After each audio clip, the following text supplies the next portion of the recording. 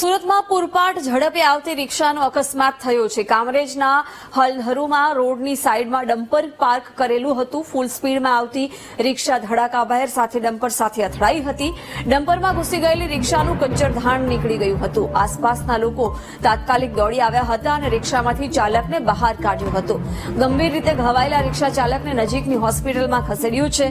સ્થાનિક પોલીસે સીસીટીવીના આધારે ગુનો નોંધીને તપાસ શરૂ કરી છે।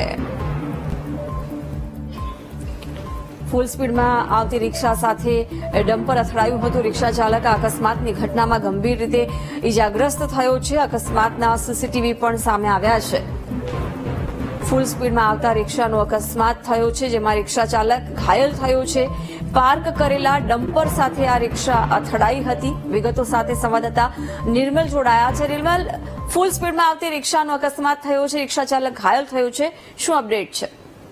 ચોક્કસથી કે કામરેજના હલધુરામાં રિક્ષા અને ડમ્પર વચ્ચે અકસ્માત સર્જાયો હતો।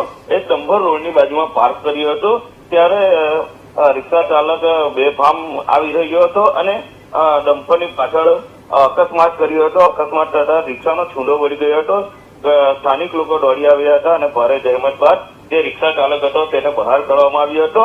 રિક્ષા ચાલકને ગંભીર ઇજાઓ થતા તાત્કાલિક તેને સારવાર માટે સિવિલ હોસ્પિટલ ખાતે ખસેડવામાં આવ્યો હતો અને સમગ્ર ઘટનાના સીસીટીવી સામે આવ્યા છે। પરંતુ જે પ્રમાણે સીસીટીવીમાં જોઈ શકાય છે કે રિક્ષા ચાલક બેફામ રિક્ષા હંકારતો હતો અને ડમ્પર પાછળ ઘૂસી જતા ગંભીર અકસ્માત થયો હતો। જી બિલકુલ નિર્મલ, આભાર જાણકારી આપવા બદલ।